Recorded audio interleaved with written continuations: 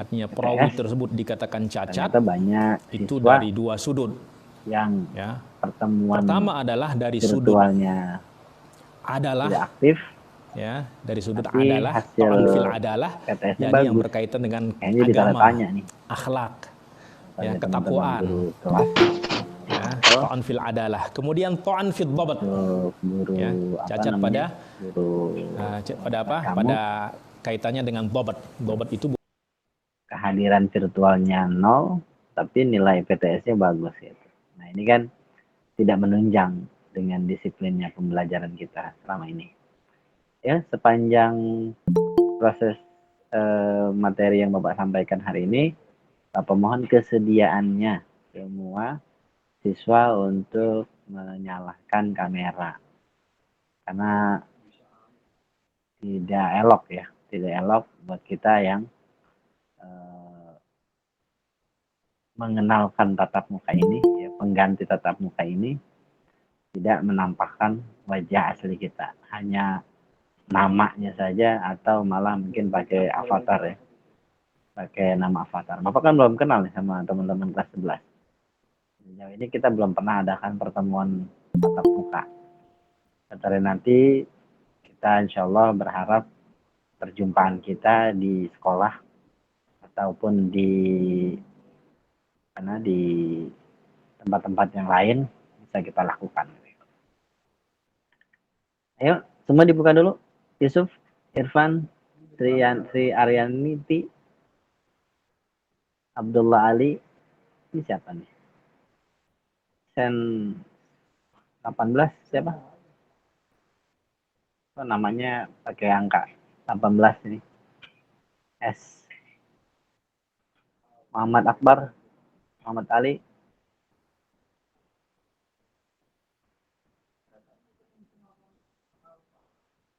Sudah masuk apa belum? Suara Bapak jelas gak sama Dimas? Halo? Suara Bapak jelas gak diterimanya?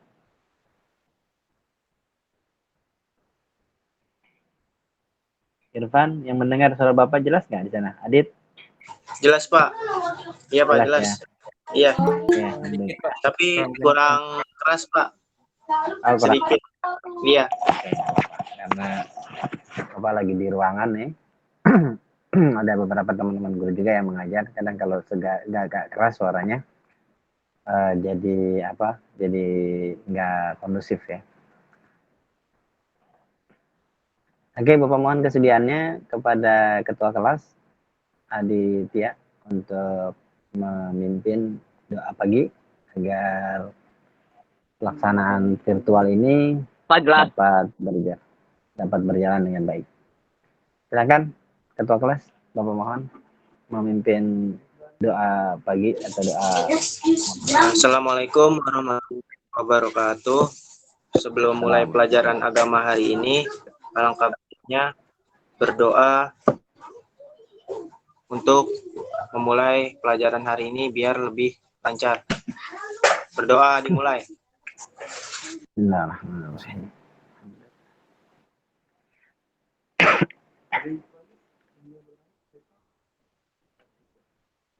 Selesai. Memberi salam. Assalamualaikum warahmatullahi wabarakatuh. Warahmatullahi wabarakatuh. Alhamdulillah, terima kasih Bapak ucapkan buat Ketua Kelas yang sudah bersedia memimpin doa. Baik, kita masuk ke materi. Alhamdulillah Rabbil Alamin. Allahumma salli ala Sayyidina Muhammadin wa ala alihi wa sahbihi ajma'in. Amma ba'du. Pada kesempatan pagi hari ini, kita bersyukur kepada Allah Subhanahu wa Ta'ala karena kita sebagai makhluk, sebagai manusia, dikatakan oleh Allah Subhanahu wa Ta'ala dalam Al-Quran, A'udzu billahi minasyaitonir rajim. Bismillahirrahmanirrahim. Wa ma khalaqtul jinna wal insa illa liya'budun. Dan tidaklah aku menciptakan jin dan manusia melainkan untuk beribadah. Maka syukur yang kita panjatkan pada pagi hari ini insya Allah mendatangkan kebaikan, kemanfaatan untuk hidup kita, untuk diri kita dan keluarga kita, ataupun orang-orang yang kita cintai. Mudah-mudahan tambah manfaat hidup kita dunia dan akhirat. Amin ya rabbal alamin. Baiklah, kita masuk ke materi bab ketiga. Ini ada di buku teks yang sudah Bapak taruh di Google Classroom. Halaman 32. Nanti kalian boleh materi lengkap ini, materi lengkap soal melaksanakan pengurusan jenazah. Kalian bisa akses di Google Classroom untuk membaca atau menambah wawasan bacaan kita dalam melaksanakan kurikulum di SMK 69 Jakarta. Sambil beberapa siswa yang masih masuk nih bergabung, jadi Bapak coba cek juga di Google Meet-nya sambil ada presentasi materi yang disampaikan. Oke. Apa sih yang diwajibkan sebagai seorang manusia atau sebagai sesama makhluk sosial ketika kita hidup bertetangga, hidup bersosial di masyarakat? Ada kewajiban-kewajiban yang bisa kita lakukan dalam hal ini tentang pengurusan jenazah. Sebab kita juga akan mati. Tidak ada orang yang bisa menyiapkan dirinya sendiri untuk menghadap Allah Subhanahu wa taala kecuali ada orang-orang yang mampu melaksanakan pengurusan jenazah ini. Nah, ini peta konsep yang sudah ada dalam buku teksnya, bahwa pelaksanaan pengurusan jenazah nanti ada beberapa sub materi ya yang akan kita angkat. Yang pertama adalah bagaimana kewajiban umat Islam terhadap jenazah. Yang kita pahami sebagai anak muda, sebagai generasi terpelajar, kita harus tahu dan kita harus siap apa yang bisa kita lakukan untuk membantu atau peran pemuda sebagai yang ada di masyarakat. Kita harus tahu. Ya. Yang berikutnya adalah bagaimana perawatan terhadap jenazah. Lebih-lebih sekarang nih, dampak COVID, banyak jenazah yang keluar dari rumah sakit ya, dengan katakanlah misalnya dia terdampak karena virus corona, tapi tidak diberikan kepada ahlu mayitnya atau keluarganya, langsung dikuburkan. Nah, kan jadi pertanyaan di masyarakat. Kemarin belum lama, 2 hari yang lalu Bapak menyaksikan di berita, jenazah korban COVID itu diambil paksa oleh keluarga mayit untuk disolatkan, dimandikan ulang, dikafankan ulang. Ya, padahal secara aturan main yang ada di rumah sakit sudah ada prosedur bagaimana.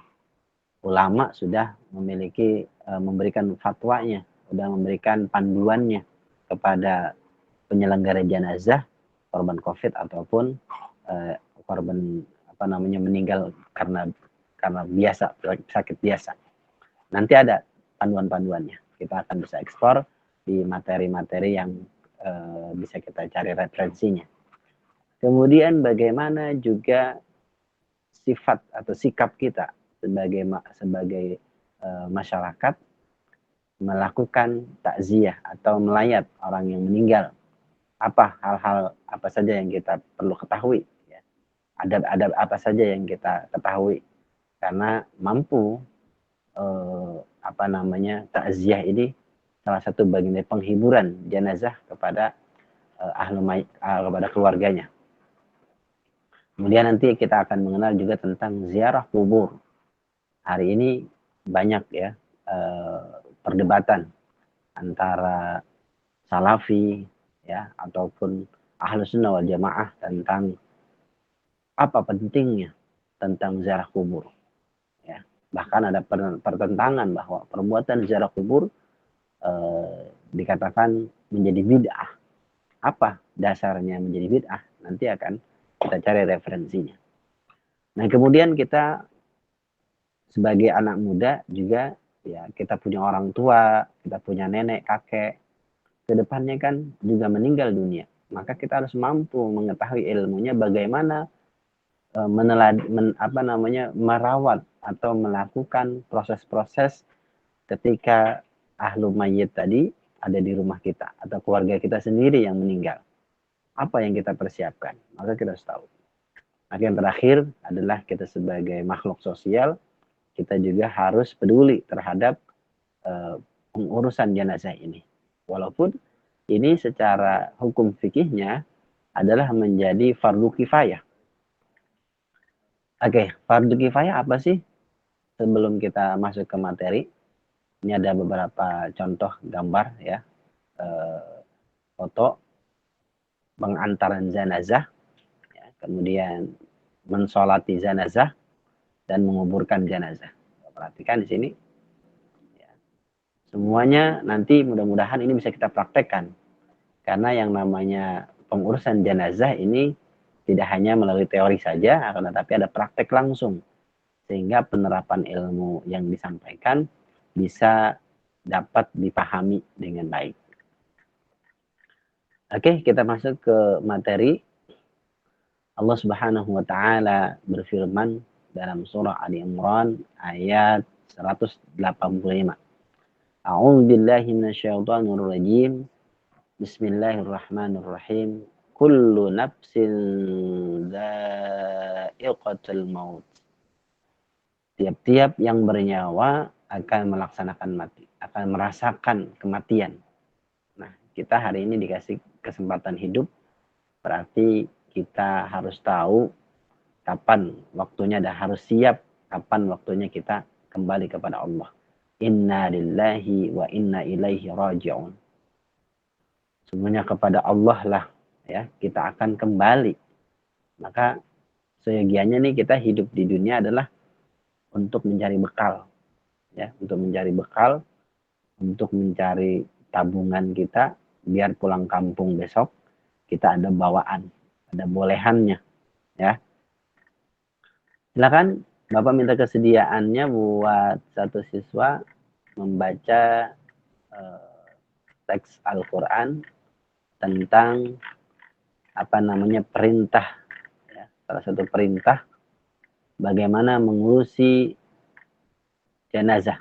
Ya, ini ada teks pesan Al-Qur'annya, kalian lihat.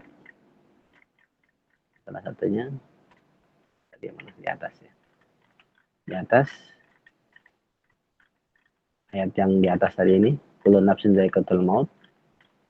Bapak minta kesediaannya kepada saudara Irfan Tanjung, boleh dibuka kameranya?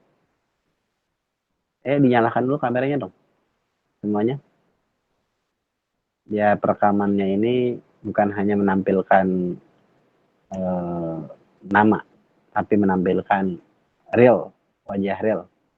Irfan, silakan Bapak kasih kesempatan untuk membaca teks ayat Al-Quran. Ini teksnya, silakan dibaca.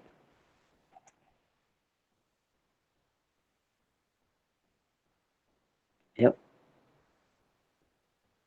Jelas, Irfan?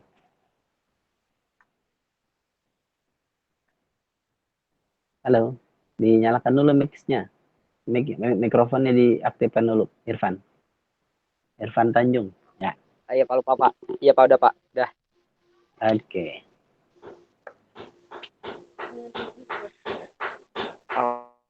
A'udzu billahi minasyaitonir rajim. Bismillahirrahmanirrahim. Kullu nafsin dha'iqatul maut. Tiap-tiap yang bernyawa akan merasakan mati. Quran surah Al Imran ayat 185. Ya, oke, terima kasih Irfan. Nampaknya ada background suara di belakang ya. Lagi renovasi, Iya, Irfan, Pak. rumah. Oke, nggak apa-apa. Bukan baik. sebelah, Pak. Oh, sebelah. Kirain rumahnya lagi Nah, direnovasi. Oke, baik. Dimatikan kembali mikrofonnya, Irfan. Terima kasih sudah baik, bersedia Pak. membaca ayat Al-Quran. Nah, pesan dari ayat ini berarti kita harus tahu ya, kapan kita kembali kepada Allah Subhanahu wa Ta'ala. Berarti sebagai generasi muda, jangan sampai usia yang Allah berikan ini jatahnya menjadi kesia-siaan. Ya, menjadi kesia-siaan buat kita nanti kembali ke hadapan Allah Subhanahu wa Ta'ala. Baik, kita lanjut ke materi berikutnya adalah ini ada beberapa peristiwa nih, contoh peristiwa. Nanti kamu bisa baca ya teksnya ini tentang beberapa kejadian-kejadian tentang kematian. Nanti silakan dibaca saja. Ini teksnya ada di halaman 35. Bapak langsung kepada kewajiban umat Islam terhadap jenazah. Nah, kita akan membahas ini sebagai materi pengantar. Bapak tidak banyak mengeksplor, tapi kalian boleh ya men-searching atau mencari sumber-sumber rujukan bagaimana ulama-ulama sudah mengkarang di dalam sebuah kitab, kitab fikih, kitab-kitab hadis. Silahkan kalian cari ya sebagai referensinya. Akan tetapi ini panduan dasar saja, panduan pengantar saja di buku teks ini. Yang pertama adalah kita harus tahu sebagai anak muda ya, bagaimana kita bisa siap ya, apa kewajiban-kewajiban apa yang harus kita persiapkan untuk jenazah yang ada di rumah kita, misalnya keluarga kita ataupun tetangga kita. Yang pertama, coba perhatikan sini teksnya. Pejamkanlah matanya dan mohonkan ampun kepada Allah Subhanahu wa Ta'ala. Nah, seringkali kita melihat kejadian-kejadian yang di luar dugaan, orang meninggal dunia dalam keadaan melotot, ya kan?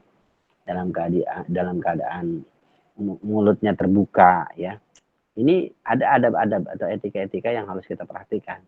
Maka sebagai anak muda, kalau kita melihat keluarga kita seperti itu, ya ditutup sedini mungkin ya.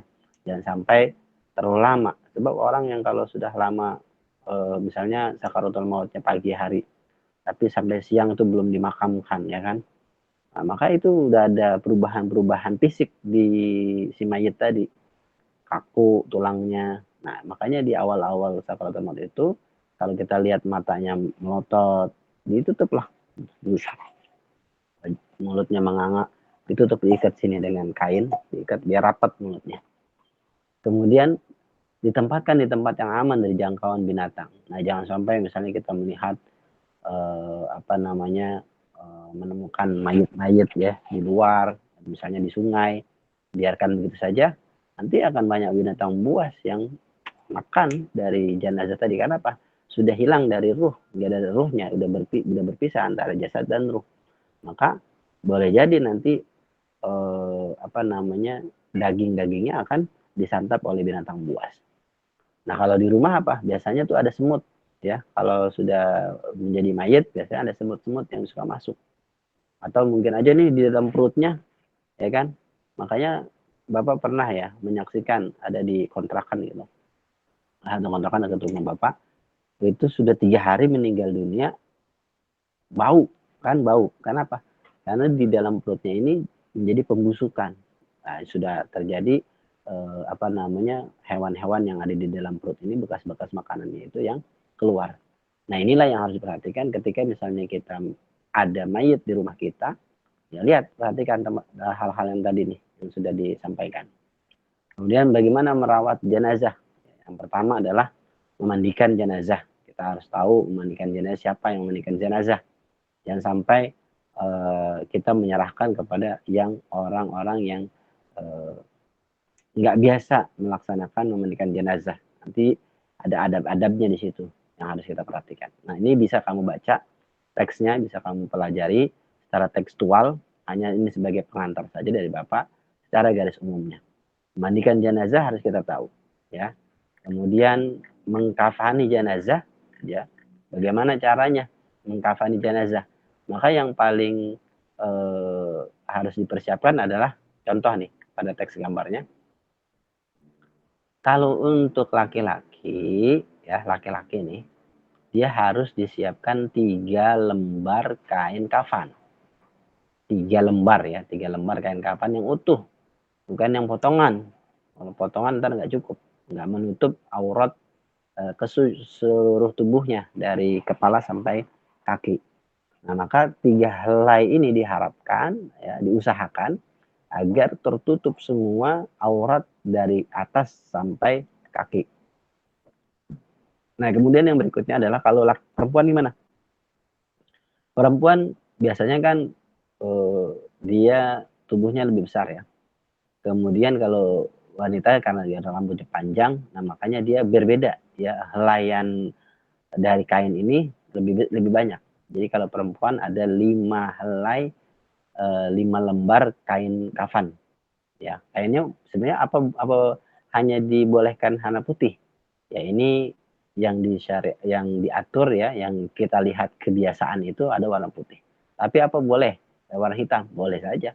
Kalau tidak ada kain berwarna putih ya boleh aja warna lain. Silahkan saja. Yang penting pelaksanaan jenazah ini tidak mengulur-ngulur waktu. Ya, sampai 4 hari, sampai 5 hari. Yang orang-orang non muslim itu biasanya mereka malah adakan pengiringan jenazah sampai 7 hari ya, masa berkabungnya di rumah itu jenazahnya masih ada belum dikuburkan. Nah, ini kan berbeda dengan syariat Islam, bahwa kalau orang-orang yang sudah meninggal dunia maka diuruslah dengan cepat ya penghantaran jenazah ke kuburnya gitu. Nah, yang ketiga kita mensolati jenazah. Kita setelah tadi ada mengkafani, kita harus mensolati jenazah. Nah, ini cara sholat jenazah ya, berbeda dengan sholat biasa. Kalau sholat jenazah tidak ada praktek ruku dan tidak ada praktek sujud, yang hanya ada berdiri saja. Kemudian barisannya juga harus diatur safnya, sehingga semakin banyak saf yang mengikuti prosesi jenazah semakin baik, semakin banyak doa-doa yang disampaikan untuk almarhum yang meninggal dunia. Nah, nanti ini untuk aturan dari hukum-hukum sholat jenazah nanti kamu bisa baca.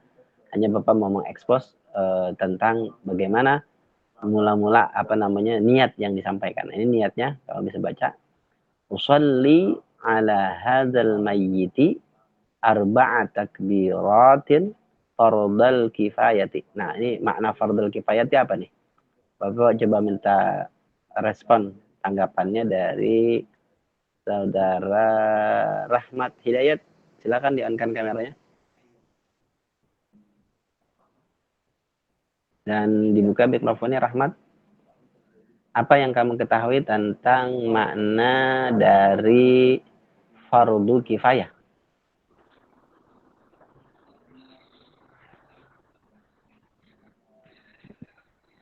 Ya. Ya, nih kan ada dalam teks niat sholat mayit itu ada usalli ala hadzal mayyiti arba'a takbiratin fardal kifayati. Nah, ini makna terjemahannya atau makna fardu kifayah, apa yang kamu ketahui, Rahmat?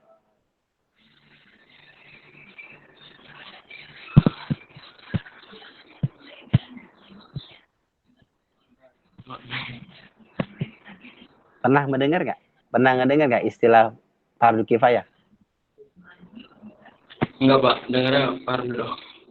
Fardu doang. Oke. Oke, Bapak ganti ke siapa perempuan nih yang sudah hadir? Sri Arianti ada? Silakan di-on-kan kameranya dan dinyalakan mikrofonnya untuk interaksi kita biar suasana pembelajaran online ini tetap berinteraksi. Apa yang Sri ketahui tentang fardu kifayah?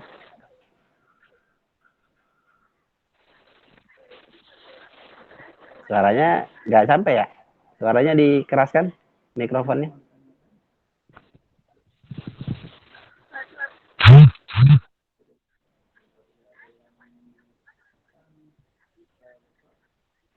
Kedengaran ya? Ya. Oke, terima kasih telah menjawab. Cuman suaranya Bapak belum bisa menangkap nih, Sri. Bapak coba ganti ke Dimas. Dimas Aditya. Halo Dimas. Ya. Halo Pak. Apa yang Dimas ketahui dari fardu kifayah? Kifayah adalah status hukum wajib dalam Islam, bukan Pak? Ya nggak apa-apa, Ardi, kamu jawab aja biar nanti kita coba diskusi. Ini kan ruang interaksi ya, untuk kita saling diskusi. Tadi apa status hukum tentang? Status hukum yang wajib dalam Islam. Oke, ya, oke. Terima kasih Dimas. Ya, Ya, Pak. jawaban yang sempurnanya begini. Fardu kifayah ini ya adalah bagian dari kewajiban yang dapat diwakilkan, gitu ya, yang dapat diwakilkan. Contoh, kenapa di sini ada teks fardul kifayati? Kalau pada sholat wajib kan usolli fardal maghribi salah sarakaatin fardan, hanya fardan kan? Tapi di sini fardal kifayati. Nah, karena kewajiban sholat jenazah ini adalah cukup diwakilkan. Kalau misalnya yang lain halangan, ya cukup. Misalnya ada 5 baris, udah di kampung tersebut tidak ada beban dosa lagi untuk menghantarkan jenazah sampai kuburnya, sampai disolatkan, sampai di kuburnya. Tapi kalau misalnya di kampung kita tidak ada satu orang pun yang peduli kepada mayit sampai jenazahnya diacuhkan gitu kan, tidak adanya pelaksanaan pemandian, mengkafani, ya dibiarkan begitu saja, maka boleh jadi kampung tersebut akan mendapatkan beban dosa. Karena apa? Karena menghilangkan dari kewajiban pengganti tadi, fardul kifayah ini. Paham sekarang ya? Paham ya? Jadi fardu kifayah adalah salah satu kewajiban yang dapat gugur ketika sudah digantikan oleh sebagian kelompok atau diwakilkan gitu ya kurang lebihnya. Nah ini sholat mayit itu berbeda dengan sholat biasa. Sholat fardu mayit arba'a takbiratin. Ada 4 takbir. Yang pertama apa takbirnya? Untuk membaca suratul Fatihah. Jadi rakaat pertama kita akan membaca suratul Fatihah. Kemudian takbir lagi. Allahu Akbar. Membaca sholawat kepada Nabi. Ya, tidak sampai selesai ya. Sampai selesai boleh teksnya Allahumma shalli ala sayyidina Muhammad wa ala ali sayyidina Muhammad. Boleh. Kemudian takbir yang ketiga, kita baru baca doa untuk almarhum nih. Kalau ini perbedaan, coba teksnya lihat. Allahumma ghafir lahu. Ini ada hak. Ini namanya domir dalam ilmu nahu atau ilmu sorof. Ini hak ini pengganti domir. Kalau hu untuk laki-laki, kalau ha untuk perempuan. Contoh, jenazahnya laki-laki, maka dibaca doanya Allahumma ghafir lahu. Aduh, mana tadi? Salah klik Bapak. Allahumma ghafir lahu warhamhu wa'afihi wa'fu anhu. Kalau untuk perempuan itu pakai Allahumma ghafir laha warhamha wa'afiha wa'fu anha. Ya sebentar, ini ada kesalahan klik tadi.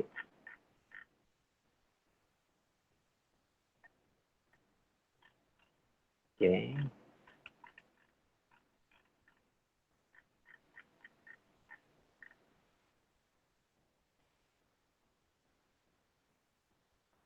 Nah ini, oke. Ya, Allah maghfir lahu untuk laki-laki, Allah maghfir laha untuk perempuan. Nah, kemudian takbir yang keempat, ini ada doanya juga. Sama, dia ada hu dan ada ha. Sama, Allahumma la tahrimna ajrahu wa la taftinna ba'dahu wa ghafir lana wa lahu. Baru salam. Jadi upayakan nih sebisa mungkin kita generasi muda nih, ada tetangga kita yang meninggal dunia, ikut untuk melaksanakan jenazah, untuk melaksanakan sholat jenazah. Nah, sholat jenazah ini apa namanya tadi fardu kifayah Ya sebisa mungkin kita orang yang masih muda, orang yang masih kuat fisiknya, harus banyak belajar secara langsung kepada masyarakat, sebab yang belajar langsung di masyarakat itu insya Allah lebih lebih gampang ya, lebih langsung praktek gitu ya. Nah itu pelaksanaan tajhizul mayyit, pelaksanaan sholat jenazah. Ya, kemudian nanti mengubur jenazah. Nah, ini ada teks hadis an Abi Hurairah radhiyallahu anhu anin Nabi sallallahu alaihi wasallam qala asri'u bil janazati. Dari Abu Hurairah radhiyallahu anhu dari Nabi Muhammad SAW bersabda, segerakanlah mengubur jenazah. Nih, perintahnya asri'u, ya, segerakanlah, jangan ditunda-tunda. Sebab kalau bisa jadi nih, orang-orang soleh, orang-orang yang memiliki amal ibadah yang baik waktu hidup di dunia, kalau dia ditunda-tunda penguburannya, maka nikmat-nikmat kubur yang akan dia terima ya akan tertunda. Padahal kata Allah dalam Al-Quran tadi, innalillahi wa inna ilaihi raji'un, itu kan kembalinya makhluk kepada Allah Subhanahu wa taala. Maka ada di situ ada nikmat kubur, ada siksa kubur. Nah, kalau orang yang suka bermaksiat kepada Allah, ya boleh jadi dia akan mendapatkan siksa kubur setelah dikuburkan. Nah, ini materi ini bisa kalian akses sampai halaman berapa nih? Sampai halaman 43 ya, 43 ya, untuk pengembangan materi saja. Hanya ini materi pengantar yang Bapak bisa sampaikan. Silahkan ya kamu kembangkan materi-materi yang ada. Lagi nanti ini Bapak berpesan nih buat teman-teman kelas 11 Oto terkait tentang, coba di-on-kan kamera lagi, kameranya dihidupin lagi semuanya. Pelaksanaan PTS dan virtual kemarin, ada beberapa guru mapel yang komplain bahwa tidak adanya keaktifan yang maksimal ya, dalam tatap muka. Kemudian ketika mendapatkan nilai PTS-nya bagus, jadi tanda tanya nih guru. Nah, besok-besok nih di materi Bapak, khususnya materi Bapak ketika meminta tugas-tugas harian, maka sebisa mungkin kamu upload di YouTube ya, upload di YouTube, nanti linknya kamu berikan ke Bapak. Jadi Bapak juga memudahkan untuk mengkoreksi. Nah, kemarin tuh ada yang kesulitan, Pak, saya nggak bisa ngirim-ngirim nih ke Google Classroom, gitu kan? Nah, ini jadi nggak bisa dinilai. Nah, makanya besok diupload ke YouTube. Dari YouTube itu kan linknya bisa dibagi. Nah, itu nanti akan Bapak koreksi. Begitu ya. Jadi kelas 11 Oto ini Bapak apresiasi sudah bisa mengikuti pelaksanaan virtual hari ini. Mudah-mudahan apa yang kita lakukan sepanjang hari ini ada manfaatnya. Sebelum kita tutup, kita baca surat Al-Fatihah, di mana kita hadiahkan untuk orang tua kita, guru-guru kita yang kita cintai. Mudah-mudahan Allah lindungi segala perjalanannya dalam mencari nafkah, dalam mengembangkan ilmu pengetahuan. Mudah-mudahan kita juga semua dapat menjadi anak yang memiliki manfaat untuk orang tua, guru, dunia dan akhirat. Ala hadziniyah kullun niyatin salihah syai'un lillahi wa lahumul fatihah. A'udzu billahi minasyaitonir rajim. Bismillahirrahmanirrahim. Alhamdulillah rabbil alamin arrahmanir rahim maliki yaumiddin. Iyyaka na'budu wa iyyaka nasta'in ihdinas shiratal mustaqim shiratal ladzina an'amta 'alaihim ghairil maghdubi 'alaihim waladdallin. Amin. Terima kasih. Nanti silakan bergabung di materi yang lain. Akhir kata dari Bapak. Assalamualaikum warahmatullahi wabarakatuh. Waalaikumsalam warahmatullahi wabarakatuh. Terima kasih Pak. Waalaikumsalam warahmatullahi wabarakatuh.